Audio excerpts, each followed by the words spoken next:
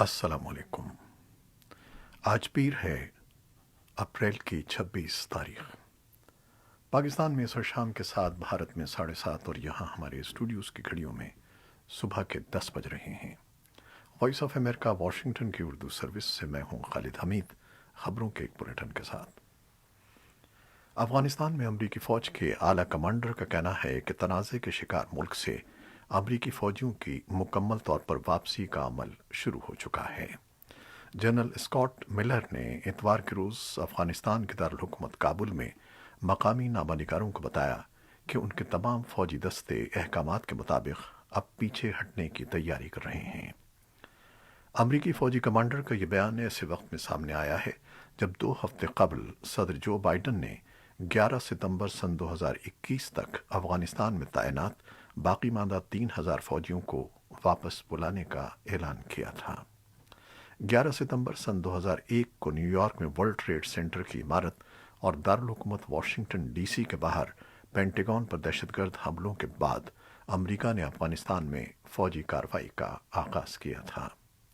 امریکی صدر کے اعلان کے بعد نیٹو اتحادی افواج نے بھی اپنے 7000 فوجیوں کے افغانستان سے انخلاء کا اعلان کیا۔ افغانستان سے افواج کا انخلاء گزشتہ برس افغان طالبان اور امریکہ کے درمیان قطر کے دارالحکومت دوحہ میں ہونے والے معاہدے کی روشنی میں کیا جا رہا ہے۔ فروری سن 2020 میں طالبان اور امریکہ کے درمیان ہوئے معاہدے کے تحت 1 مئی تک افغانستان سے تمام غیر ملکی فوجیوں کا انخلاء ہونا تھا، تاہم صدر جو بائیڈن نے لاجسٹک وجوہات کا حوالہ دیتے ہوئے ڈیڈ لائن کو بڑھا دیا ہے۔ طالبان نے افغانستان سے فوج کا انخلاء 1 مئی کے بجائے 11 ستمبر سن 2021 کو کرنے کے اعلان کو دوحہ امن معاہدے کی خلاف ورزی قرار دیا ہے اور امریکی فورسز کے خلاف کارروائیاں دوبارہ شروع کرنے کی دھمکی بھی دی رکھی ہے۔ البتہ جنرل اسکاٹ ملر کا کہنا تھا کہ امریکہ نے دوحہ معاہدے کی خلاف ورزی نہیں کی اور اگر طالبان نے غیر ملکی افواج پر حملے کیے تو اس کا جواب دیا جائے گا۔ افغانستان کے مشرقی صوبے کنڑ کے صوبائی گورنر کے دفتر میں مارٹر گولے گرنے سے 16 شہری زخمی ہو گئے ہیں۔ صوبائی حکومت کے ایک ذریعے کا کہنا ہے کہ مارٹر گولے اسد آباد شہر کے آس پاس کے ایک پہاڑی علاقے سے داغے گئے تھے۔ وزارت صحت عامہ کے صوبائی سربراہ عزیز الرحمان صافی نے وائس آف امریکہ کو بتایا کہ 14 زخمیوں کو گورنر کے دفتر سے صوبائی ہسپتال منتقل کر دیا گیا ہے، ان میں سے 4 کی حالت نازک ہے۔ ابھی تک کسی گروپ نے حملے کی ذمہ داری قبول نہیں کی ہے۔ ادھر قندھار میں صوبائی سیکیورٹی حکام کا کہنا ہے کہ گزشتہ رات ایک بارودی سرنگ کے دھماکے میں سیکیورٹی افسر سمیت 5 افراد جاں بحق اور 3 زخمی ہو گئے۔ قندھار پولیس کے ترجمان جمال بارکزئی نے وائس آف امریکہ کو بتایا کہ قندھار کے میبند اور زری اضلاع کے مابین طالبان مخالف آپریشن کے دوران زری ڈسٹرکٹ پولیس چیف باسر اچکزئی سمیت 06 یونٹ کے کمانڈر اور 4 دیگر افراد ہلاک ہو گئے ہیں۔ صوبے قندھار کے زری اور پنجوی ضلعوں میں حالیہ لڑائی کے بارے میں طالبان نے ابھی تک کوئی بیان جاری نہیں کیا ہے۔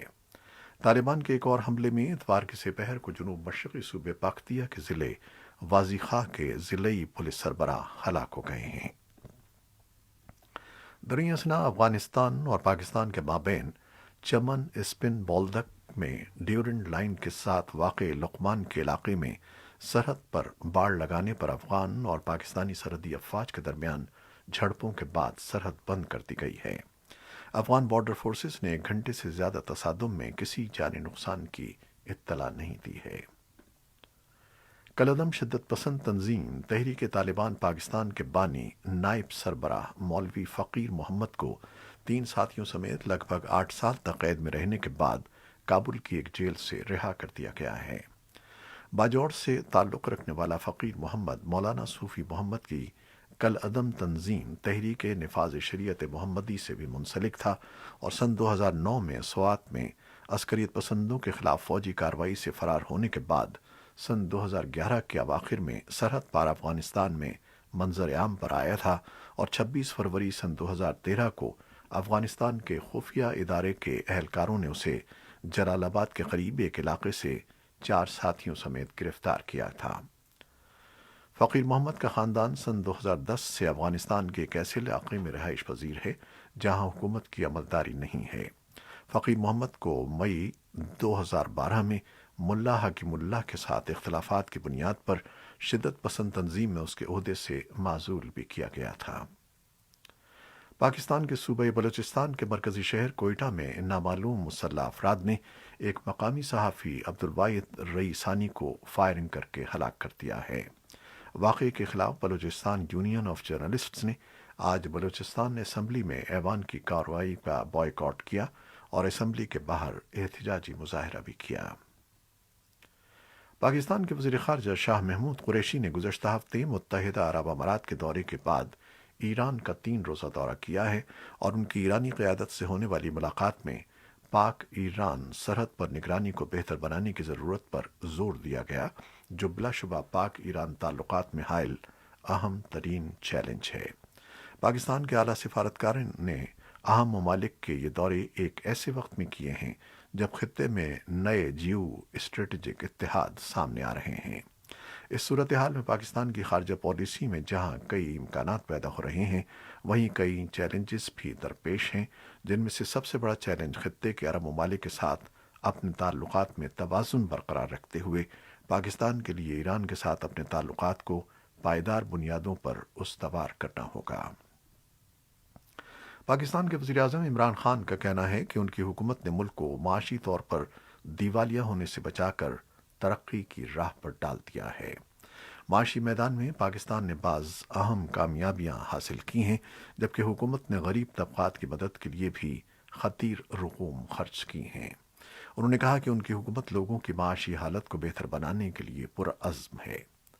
دوسری جانب معاشی ماہرین کے خیال میں اس میں کوئی شک نہیں کہ ملک میں بعض معاشی اشاریوں میں بہتری تو آئی ہے، لیکن معاشی ترقی کی سست رفتار اور بڑھتی ہوئی غربت حکومتی دعووں پر اب بھی بڑا سوالیہ نشان چھوڑے ہوئے ہے۔ پاکستان میں کورونا وائرس کے پھیلاؤ اور عوام کی جانب سے حفاظتی تدابیر کو مکمل طور پر نہ اپنائے جانے پر وفاقی حکومت نے فوج کی مدد حاصل کر لی ہے۔ اس فیصلے کے بعد فوج سول انتظامیہ کے ہمراہ شہروں میں گشت اور ایس او پیز کی خلاف ورزی پر اقدامات کر رہی ہے۔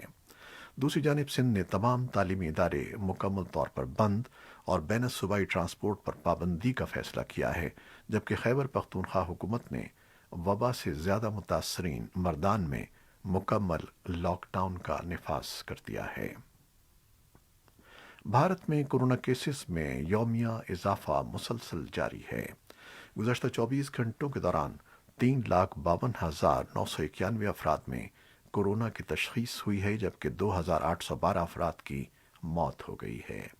ایسے میں جبکہ بھارت کورونا کی دوسری لہر سے بری طرح متاثر ہے اور روز بروز نئے ریکارڈ بن رہے ہیں، امریکہ، برطانیہ، سعودی عرب، متحدہ عرب امارات، فرانس، سنگاپور، جرمنی، ڈنمارک، روس اور یورپی یونین نے بھارت کی طرف امداد کے ہاتھ بڑھائے ہیں۔ پاکستان اور چین نے بھی مدد کی پیشکش کی ہے۔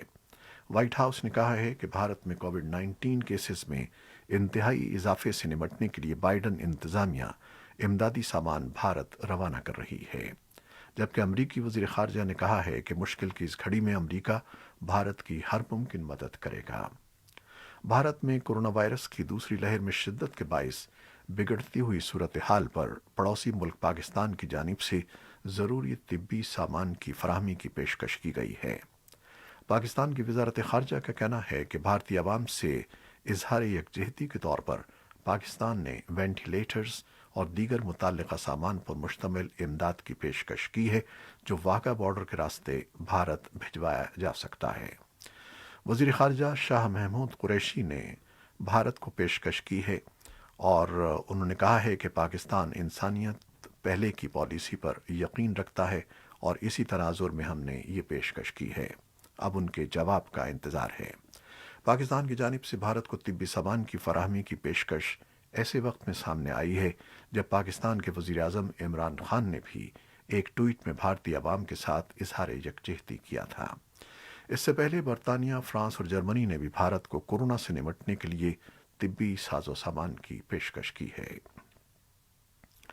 ترکی نے کہا ہے کہ اس نے انقرہ میں امریکی سفیر کو طلب کر کے صدر بائیڈن کی جانب سے پہلی عالمی جنگ کے دوران سلطنت عثمانیہ کے دور میں لاکھوں آرمینیائی باشندوں کی ہلاکت کو نسل کشی قرار دینے کی مذمت کی ہے۔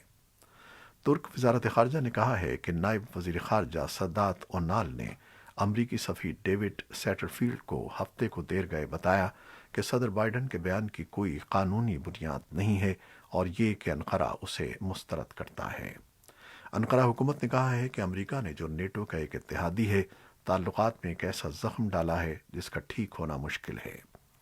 ہفتے کے روز صدر بائیڈن پہلے امریکی صدر بن گئے جنہوں نے 1915 سے 1923 کے دوران موجودہ ماڈرن ترکی سے پہلے سلطنت عثمانیہ میں لگ بھگ 15 لاکھ آرمینیوں کی ہلاکت کو نسل کشی قرار دے دیا تھا۔ اسی دوران پاکستان کی وزارت خارجہ کے ترجمان نے کہا کہ ان کا ملک ترکی کی اس تجویز کی حمایت کرتا ہے کہ حقائق کا پتہ لگانے کے لیے ایک مشترکہ تاریخی کمیشن قائم کیا جائے۔ عراق کی وزارت داخلہ نے تصدیق کی ہے کہ ہفتے کو بغداد کے ایک ہسپتال میں آتش زدگی کے باعث 82 افراد ہلاک اور جبکہ 100 سے زائد زخمی ہو گئے ہیں۔ حکام کے مطابق آگ بغداد کے ابن الخطیب ہسپتال کے آکسیجن ذخیرہ کرنے والے اسٹور میں سلنڈر پھٹنے سے لگی۔ مذکورہ ہسپتال میں کورونا کے مریضوں کے علاج کے لیے الگ وارڈ بھی قائم ہے۔ آتش زدگی سے متاثرہ مریضوں کو علاج کے لیے دوسرے ہسپتالوں میں منتقل کر دیا گیا ہے۔ عراق کے وزیر اعظم مصطفیٰ الخادمی نے واقعے کی تحقیقات کا حکم دیتے ہوئے کہا ہے کہ بظاہر یہ کسی غفلت کا نتیجہ لگتا ہے۔ کئی اشروں تک جاری رہنے والی جنگوں اور بین الاقوامی پابندیوں کی وجہ سے کورونا وائرس بحران کے دوران عراق کا نظام صحت شدید دباؤ کا شکار ہے۔ وزارت صحت کے مطابق ملک میں اب تک 10,25,288 افراد اس مرض سے متاثر ہو چکے ہیں جبکہ 15,000 سے زائد افراد ہلاک ہو گئے ہیں۔ سپریم کورٹ آف پاکستان میں جسٹس قاضی فائز عیسیٰ کے خلاف جاری دائر کیے جانے والے ریفرنس کیس میں جسٹس فائز اور ان کی اہلیہ کی نظر ثانی کی درخواستیں منظور کر لی گئی ہیں، جس کے نتیجے میں ان کے خلاف ہونے والی ایف بی آر کی کارروائی، تحقیقات اور رپورٹ کالعدم قرار دے دی گئی ہے۔ جسٹس فائز عیسیٰ کے خلاف ریفرنس پہلے ہی کالعدم قرار دیا جا چکا تھا اور اب ان کے خلاف کسی بھی قسم کی تحقیقات نہیں ہو رہی ہے۔ امریکیوں کی اکثریت نے صدر جو بائیڈن کی مجموعی کارکردگی پر ایسے میں اطمینان کا اظہار کیا ہے جب انہیں منصب سنبھالے 100 دن پورے ہونے والے ہیں۔ دو بڑے قومی جائزوں میں صدر کی جانب سے کورونا وائرس سے نمٹنے کے لیے مثبت، جبکہ میکسیکو کی سرحد پر امیگرنٹس کے مسئلے سے نمٹنے کے لیے منفی رد عمل سامنے آیا ہے۔ اخبار واشنگٹن پوسٹ اور اے بی سی نیوز کے سروے میں 42 کے مقابلے میں 52% بالغ افراد نے ان کی کارکردگی کو سراہا ہے، جبکہ این بی سی نیوز کے ایک سروے میں بائیڈن کی کارکردگی کو 39% کے مقابلے میں 53% نے سراہا ہے۔ اخبار نیو یارک ٹائمز کے مطابق امریکہ میں صحت کے ادارے سی ڈی سی کے حالیہ اعداد و شمار سے ظاہر ہوا ہے کہ امریکہ میں جہاں لوگوں کو تیزی سے کورونا وائرس کے خلاف ویکسین لگائی جا رہی ہے، 50 لاکھ سے زیادہ یعنی تقریباً 8% ایسے لوگ جو ویکسین کی پہلی خوراک حاصل کر چکے ہیں دوسری ڈوز نہیں لگوا رہے ہیں۔ ایسے میں جب ملک میں لاکھوں لوگ ایسا مسئلہ بنا ہوئے ہیں جو ویکسین بالکل نہیں لگوانا چاہتے، صحت کے مقامی حکام اس چیلنج سے نمٹنے کی کوشش کر رہے ہیں کہ جو لوگ ویکسین لے رہے ہیں وہ اس کی ڈوز مکمل کریں۔ دنیا کے مختلف ممالک میں کورونا سے بچاؤ کی ویکسین لگانے کا سلسلہ جاری ہے۔ ہفتے کو مجموعی طور پر 1 ارب سے زائد افراد کو ویکسین لگانے کا عمل مکمل ہو گیا ہے۔ البتہ ویکسینیشن مہم کی رفتار امیر اور ترقی یافتہ ممالک میں زیادہ، جبکہ دنیا کے بیشتر ممالک میں سست روی کا شکار ہے۔ امریکہ میں رہائش پذیر مسلمانوں کا کہنا ہے کہ انہیں خوشی ہے کہ کورونا وبا کے باوجود رمضان کے مہینے میں مساجد کھلی ہوئی ہیں۔ گزشتہ سال رمضان کے دوران کورونا وبا کے پیش نظر مساجد بند تھیں، اور اب جب کہ امریکہ بھر میں وبا کے کیسز میں کمی آ رہی ہے اور امریکی کورونا ویکسین لگوا رہے ہیں، ایسے میں مساجد کے دروازے ایک بار پھر سے کھل رہے ہیں۔ امریکہ میں مسلمان جو کل آبادی کا لگ بھگ 1% حصہ بنتے ہیں، اس ماہ کے دوران روزے رکھتے ہیں اور مستحقین کی مدد کرتے ہیں۔ امریکہ کی ریاست نیو یارک کے علاقے لانگ آئی لینڈ میں پاکستانی نژاد طالبہ نافیہ اکرام پر نامعلوم شخص نے تیزاب سے حملہ کیا۔ پولیس اس حملہ آور کی تلاش میں ہے، جبکہ اس کے بارے میں معلومات فراہم کرنے والے کو इनाम देने का भी ऐलान किया गया है। लॉन्ग आइलैंड में मार्च में नाफिया इकराम पर नामालूम शख्स ने तेजाब से हमला किया था, जिसकी वजह से उनका चेहरा झुलस गया था और कई हफ्ते अस्पताल में रहना पड़ा है। 21 बरस की नाफिया इकराम यूनिवर्सिटी की तालिबा हैं। पुलिस का कहना है कि हमलावर की शनाख्त अभी तक नहीं हो सकी है, न ही पुलिस को अभी तक हमले की वजूहात मालूम हुई हैं। फिल्मी दुनिया के सबसे बड़े अवार्ड ऑस्कर्स साल सन 2021 के लिए बेहतरीन फिल्म नोमैड लैंड करार पाई है, जबकि इसी फिल्म की हिदायतकारा क्लोवी ज़ाओ को बेहतरीन हिदायतकारा करार दे दिया गया है। क्लोवी ज़ाओ ने ऑस्कर अवार्ड अपने नाम करके नई तारीख रकम कर दी है। वो ये अवार्ड जीतने वाली दूसरी खातून और पहली एशियन हैं। ऑस्कर की सालाना 93वीं तकरीब इतवार को अमेरिका के शहर लॉस एंजलिस में मुनक़िद हुई। बेहतरीन अदाकार का award drama film the father पर एंथनी हॉपकिंस को दिया गया। इसी तरह बेहतरीन अदाकारा का ऑस्कर फ्रांसिस मैकडॉर्मंड के नाम रहा, जिन्होंने फिल्म नोमैडलैंड में अदाकारी के जौहर दिखाए थे। ये थी वो खबरें जो फेसबुक लाइव पर हमने आपके लिए पेश की। हमारी वेबसाइट और यूट्यूब पर ये बुलेटिन पोस्ट कर दिया जाता है, जिसे आप बाद में भी देख सकते हैं। हमारे इस बुलेटिन को शेयर करना ना भूलिएगा। खालिद हमीद को अब इजाज़त दीजिए। अल्लाह हाफिज़।